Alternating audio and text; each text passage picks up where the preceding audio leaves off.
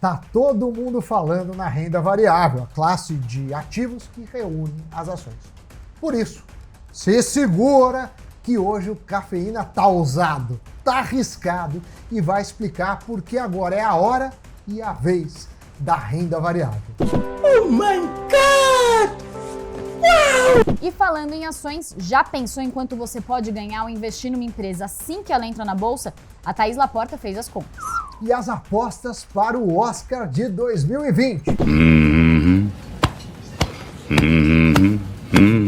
Você vai ver quais indicados têm mais chances de ganhar, as contas de cada um. E claro, antes de tudo, aproveita para seguir o Invest News nas redes. O nosso perfil é o Invest News BR e veja também o nosso site, investnews.com.br.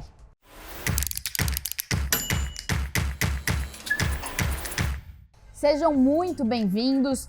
E hoje, né, Sam, a gente vai falar das ações, porque elas estão na boca do povo. Caiu no gosto popular, comparando com um passado que ninguém nem falava, nem sabia o que era. Exato. Era que nem caviar. Nunca vi. Não comi, só... Exatamente. Nunca vi, não comi, eu só ouço falar.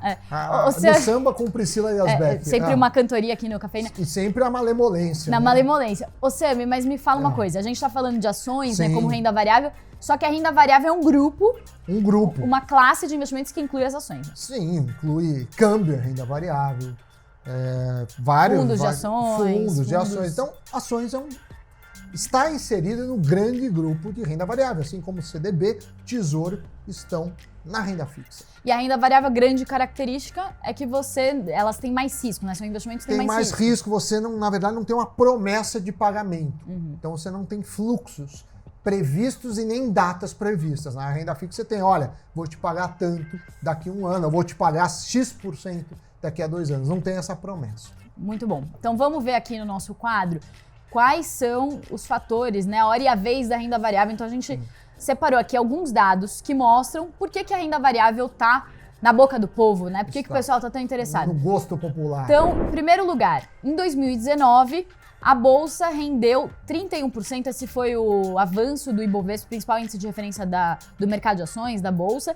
E a renda fixa, medida pelo CDI, que é uma taxa que fica muito próxima à Selic, remunera os investimentos de renda fixa, menos de 6%. Então tá aí um dos motivos, né? Alta rentabilidade. 5 vezes a mais. Mais de 5 vezes. Exatamente. Aí aqui esse dado aqui, que é da Anbima, que os fundos em 2019, de toda a captação dos fundos, 45% captação líquida, né, tirando o que entrou, o que saiu, né? 45% foi só para fundos de ações. Também a gente tem que destacar o número de investidores em bolsa, né? Pessoa física, Pessoa física, um aumento representativo, 125%. Atingimos 1.800.000 investidores. Ainda é pouco, né? Pra gente pegar a população brasileira, que ultrapassa 200 milhões, é menos de 1%. Comparando com os Estados Unidos, que é mais da metade, mais de 50%. A gente pode fazer essa reflexão. Mas, historicamente, o Brasil era muito da renda fixa. A renda fixa pagava muito bem. O mercado também de ações era muito caro. Não existiam as corretoras online que baratearam. Enfim, mudou muito. Exatamente. E também tem um dado bom que temos mais brasileiros agora sim investindo do que estrangeiro. Porque antes a nossa bolsa tinha mais estrangeiro que brasileiro. Agora a confiança, pelo menos, do gosto do brasileiro. 52 contra 48. E muito mais pelo aumento dos brasileiros e não o recuo dos estrangeiros. Porque também podia ser que eles debandaram do país. Isso não aconteceu. Exatamente. Então, só para completar aqui, 52% de brasileiros contra 48% de estrangeiros. Esse foi o número, né? Os percentuais que terminaram aí o ano, dados da B3, da nossa bolsa. Isso mesmo. Vamos para a próxima tela, então. Mais 2 telas. Essa aí aqui, Sam, é uma tela mais filosófica. Por quê? A gente vai explicar. Uma tela de reflexão. Exatamente. Por que a gente está nesse momento? Por que as ações estão rendendo tanto, a bolsa? Por quê? Primeira explicação, primeira e grande explicação, juros baixos, juros na mínima histórica. Então, para você Selic nunca esteve tão exatamente. Baixa. Taxa Selic, taxa básica de juros da economia, nunca esteve tão baixa, está na mínima histórica. E aí o que acontece? Os investidores, eles vão buscar mais retorno nas ações, na renda variável, na bolsa. Além disso, né, Sam, também tem o fator de que com juros baixos as empresas têm acesso a Sim. crédito mais barato, investem Podem mais, crescer mais. impulsionam também a bolsa. Na verdade, não necessariamente as empresas da Bolsa, né? Porque a Bolsa também trabalha com expectativa, mas mais negócios são feitos. Porque você vai ficar dormindo em casa, por exemplo, no início do Plano Real, você ganha 40%. Vai ficar dormindo Há em casa. pouco tempo, 2016, 14%. 14, que tinha 10 de inflação, mas é verdade. exatamente. Agora, se você ficar dormindo em casa, descontando imposto, vai ficar meio que por elas com a inflação. Então esse, sem dúvida, é um dos motivos. Então tá aí, os juros baixos. Daí os grandes investidores. Eu conversei com o José Falcão de Castro, tá Sim. aqui, acreditado a nossa fonte, que é analista de investimentos lá da Isinvest. E o que ele falou também que teve um movimento muito grande, também nesse sentido de juros baixos, tudo de grandes investidores, fundos institucionais, fundos que investem bilhões, indo para renda variável. Ele falou que assim, eles eram muito concentrados em renda fixa, né, porque- e aí migraram os investimentos Isso tem também. que se pagar, né? Até porque tem uma taxa de administração. Agora, como que você vai cobrar uma taxa de 2% para isso? Então precisa render, se a Selic vai pagar um pouco Exato. mais que a metade disso, um pouco mais que o dobro, né? Então, como que faz essa conta? Então, esse também é um problema. O cara ficava acomodado, agora tem que buscar mais risco. E aí eles impulsionam, né? São grandes investimentos indo para a bolsa, impulsiona também, né? Agora, o terceiro item, educação financeira, é interessante. Nunca tivemos tantos programas, né, na internet, tanta informação. Muita gente fala que o 125 foi quando Priscila Yasbeck começou a falar de investimentos. Antes, ninguém sabia nada, mas agora tem Priscila. Não sabemos. Mas Samidana talvez. Não Samidana sei. talvez. Eu acho que não, mas sim. tudo bem. Mas a gente tenta ajudar, falando sério agora, eu acho que as pessoas procuram na internet, você tem podcasts, você tem programas na televisão, mesmo cadernos especiais de jornais. Talvez a gente tenha a impressão que as mídias tradicionais estejam cobrindo o mesmo. Mas quando você junta tudo, tem muito mais informação que antes. Exatamente. E a agenda de reformas é o quê? É reforma da casa? Reforma da casa, né? O pessoal foi reformar a casa, foi para as ações. Não, mas sem brincadeira aqui, então são as reformas estruturais. A gente teve a aprovação da reforma da Previdência e completou 100 dias há algumas semanas, poucas semanas. E tem as outras reformas Pacto estruturais, fiscal, né, também, sabe, que estão no radar. Aí. administrativa E principalmente a reforma tributária. Que o presidente Jair Bolsonaro já encaminhou como prioridade, né? Claro que depende muito, não depende só dele, mas está sendo tratado com urgência e prioridade. Os mais otimistas, eu estou nesse grupo, espero que serão aprovadas ainda no primeiro semestre, que seria maravilhoso. Mas não sei. Não E sei. tem a reforma administrativa, que o Paulo Guedes também Sim, falou que na primeira quinzena fiscal e de tributária. fevereiro deve ser encaminhada ao Congresso. E por que, né, Sami, que as reformas acabam impulsionando renda variável? Porque o país, a economia melhora, você melhora a confiança dos expectativa, investidores aumenta. Entra mais dinheiro e aí o preço sobe. Inclusive, Priscila, o José Falcão gravou um vídeo exclusivo falando das perspectivas para o Ibovespa, para a Bolsa de Valores de forma geral, para o Invest News. Rodou. Muita gente tem perguntado se ainda vale a pena investir ou se já subiu muito. Na minha visão, os mesmos fundamentos que levaram a Bolsa a subir no ano passado 30,5%, eles permanecem e se consolidam no ano de 2020. Dentre eles, você tem uma inflação controlada, né, que permite os juros na sua mínima histórica. Você também tem importantes reformas na pauta do Congresso para serem aprovadas ainda no primeiro semestre. E todo esse clima aí de ajuste fiscal das contas públicas gera uma expectativa muito positiva para os mercados, que é refletido na Bolsa, que também tende a se valorizar. Fora isso, o Brasil, que sempre foi o país da renda fixa, com juros altíssimos, a gente observa agora um cenário oposto, né? Juros muito baixos em relação à sua média histórica, e você tem agora uma corrida dos investidores para ativos de riscos como ações, em busca de rentabilizarem melhor as suas carteiras. Então a nossa visão para o mercado e a nossa expectativa para o índice Bovespa em 2020, ela é muito otimista, né? A gente vê um índice em pelo menos 135 mil pontos, isso seria algo em torno de 15% em relação ao atual nível. Porém, se tudo ocorrer dentro do esperado, a gente vê ainda uma possibilidade de valorizações superiores a essa expectativa. Agora a gente vai ver, então, quais são os investimentos para quem quer começar. Você que nos vê, pode se beneficiar. Se você quiser investir em renda variável, agora a Priscila Yasbeck vai dar 3 investimentos Exatamente. para você. meu telespectador? Muito bem. Então, aqui a gente já tem falado bastante, né, Sami, do ETF do Ibovespa, que tem o código de BOVA11. Cento e poucos reais. Exatamente, 110, cento e pouco, 115, você consegue comprar. O que é o ETF do Ibovespa? Então, lembrando, o ETF é um fundo de índice, ele replica um índice, no caso, o Ibovespa, que é o principal índice de referência da Bolsa Brasileira. Então, que tem 70 e poucas ações. Tem 74 ações, então você compra uma cota, essa cota é negociada na Bolsa como se fosse qualquer outra ação. Então, você comprou essa cota, você consegue aplicar de uma vez só, com esses cento e poucos reais, nas 74 ações do Ibovespa. Então, tá aí essa primeira opção. A segunda, o ETF de Small Caps. Small Caps. Small Caps são empresas menores. Menores não em valor de negociação, em valor da empresa. E Small Caps tem mais risco, porque a empresa menor pode crescer muito, mas claro que também pode dar errado. Mais difícil você pegar, sei lá, uma empresa de telefonia celular, você já sabe mais ou menos como vai. Exatamente. Agora, geralmente quando a bolsa sobe, o índice Bovespa sobe X, o Small Cap sobe mais que X. Mas ao contrário também é verdade. Se ele cai Y, ele vai cair mais que Y. Mas é uma maneira para aqueles...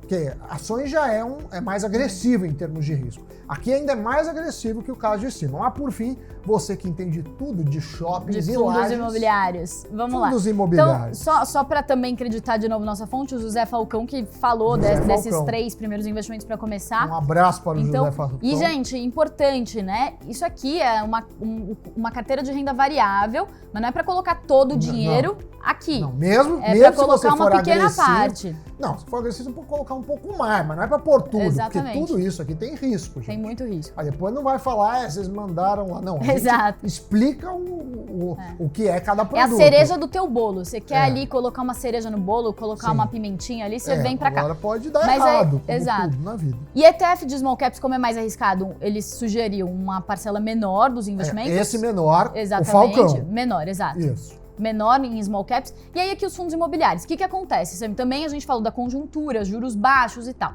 Com juros baixos, o crédito fica mais barato, as pessoas compram mais imóveis, têm mais acesso a financiamento, a economia retomando, então elas compram mais imóveis, as empresas também voltam a alugar salas comerciais e tudo. Então por isso, e fora o consumo, né? A economia retomando, o consumo volta, então ele indicou fundos imobiliários que tem na carteira shoppings e lajes. Sami, rapidinho pra gente, como que funcionam os fundos imobiliários? Tem 2 estratégias básicas. A primeira estratégia é o gestor pega o dinheiro dos cotistas e compra imóveis para falar, ó, esse vai valorizar, aquele vai valorizar, espera valorizar, vende e ganha dinheiro. Essa é a primeira estratégia.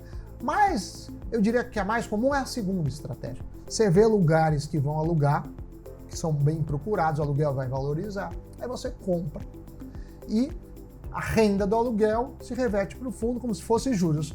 Por isso, tem gente que fala, olha, fundos imobiliários não é bem, é quase uma renda fixa, porque quando você aluga para alguém tem uma promessa de pagamento, há uma discussão. Exato. Mas é negociado em bolsa, você tem a cota variável, é mais característica de renda variável, de fato. E os rendimentos que você recebe com os aluguéis são isentos de imposto de renda, que é uma grande vantagem para a pessoa física. Uma baita vantagem, mais um país como o nosso, que imposto dói e muito no bolso. Exatamente. Certo, Priscila? Tá certo, tá dado o recado. Gente, comentem aí o que vocês acharam. Se ficaram com alguma dúvida aí, renda variável não é tão simples assim, né, Sami? Para quem tá começando. Então, deixem, por favor, os comentários de vocês com as dúvidas aí, opiniões, né? Por isso que a gente tem a nossa dose diária de cafeína para ajudar as pessoas. Mas chegou a hora de migrarmos, de sermos teletransportados para a nossa redação, falar com a nossa editora-chefe do nosso site, que é o investnews.com.br, Thaís Laporta. Muito bom dia! Você também entrou na onda da renda variável? Bom dia, isso aí, pessoal do Cafeína. Eu entrei de vez no clima da renda variável e olha só, a gente escolheu algumas ações lá no site, as mais conhecidas do Brasil e também de Nova York, aí de vários setores, e fez uma simulação de quanto o investidor ganharia se ele tivesse colocado R$50 no IPO dessas empresas e deixasse esse dinheiro parado lá até hoje. Esse levantamento foi feito pela Economática. E o resultado é interessante, olha só. Tem valorizações que chegam a quase 30.000%, mas tem também desempenhos que perdem até da inflação.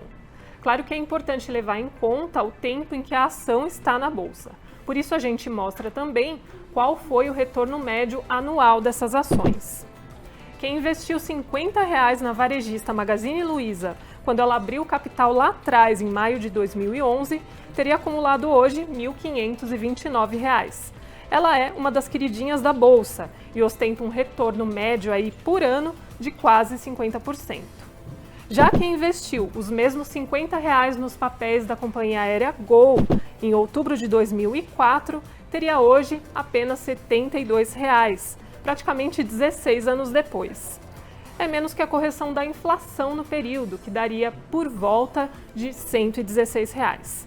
E a variação média das ações da Gol foi aí de aproximadamente 2,4%, muito pouco, né? Lembrando que a gente não considerou a inflação do período, que seria o retorno real, nem a distribuição dos dividendos, que é o lucro que as empresas pagam para os acionistas.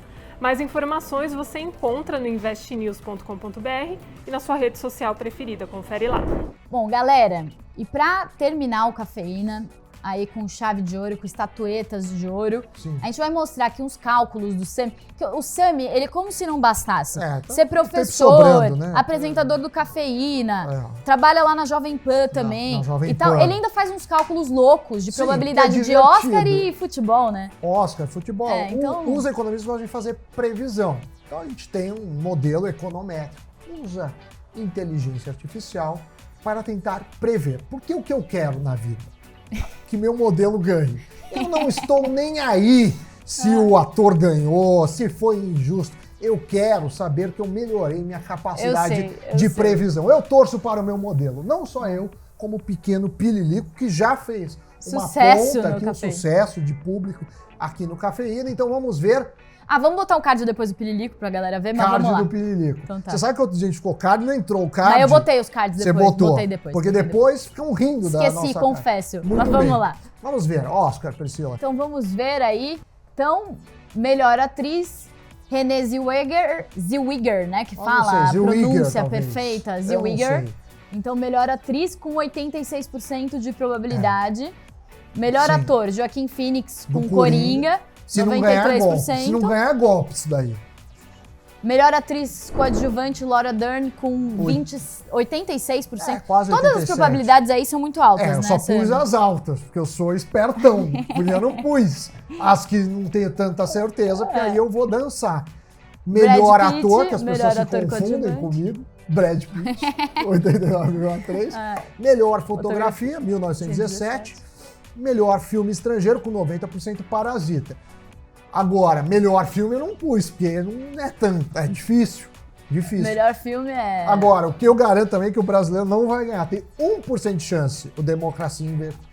É muito ruim. 1% de chance? Não é porque é muito ruim o filme. Não é que é ruim. Ó, polêmica. Gente, que às vezes comando as coisas aqui no Cafeína, eu não gosto muito de polêmica, então sem polêmicas no Cafeína. Não, mas é ruim. Eu não gostei. Eu sou obrigado a gostar. Não gostei. Quem vai ganhar na minha Agora, opinião Sami, desses outros aqui, o que você acha? Você tem assistiu algum desses filmes? Olha, viu a eu atuação de algum deles? assisti o Jude, é muito bom. O Fênix. Uma o vez Coringa. no... Era uma vez em Hollywood. Uma vez em Hollywood, o Coringa. E o Parasita eu assisti. E você? Adivinha quantos eu assisti daqui? Todos. Não, só esse aqui, ó. Mas por quê? Só Era Uma Vez... Porque, gente, lançamos o Cafeína, Invest News aí no meio das coisas. Não deu pra ver filme nenhum, né, Sami? Não sei nem como você teve tempo de ver. Não, eu vi, mas vi também. Não, mas tô doida pra ver. Eu queria muito ver o Parasita, que tá todo mundo falando que é incrível. É bom, é sul-coreano. Exatamente. Sul-coreano. É bom o Parasita. E a Laura Dern eu não vi, porque é um que chama História de um Casamento, que é um da Netflix, inclusive. Exato. Você não viu nem o da Netflix? Também não. Então é isso. Não deu O tempo. Cafeína Gente, sinto de muito. Desculpa decepcionar vocês. O Cafeína fica por hoje. Vamos pedir pra galera falar se concorda, se acha que vai Você dar, acha que eu se as viajei, probabilidades do Sami estão certas. Loucaço, mas eu acho que se não derem o Oscar é golpe. Tá? E aí, por isso que ele usou essa camiseta hoje, Talk Nerdy to Me. Pode falar em nerdez comigo. Que é o nerd que fica fazendo as probabilidades, coisas, né? Não assistiu todos os filmes, mas a probabilidade tá lá. Tá tudo lá. Eu tô vendo aqui as problemas, mas tá tudo lá. Porque agora eu vou ficar com o meu melhor amigo, que é o computador. Então é isso, Tchau, gente. meio-dia e meio. Priscila Yasbeck no Flash, às 19h30 da noite, Doni Denútil. E nós, claro, no Cafeína, de segunda a sexta, 7 da manhã, pontualmente. Tchau, tchau. Até Tchau, amanhã. tchau.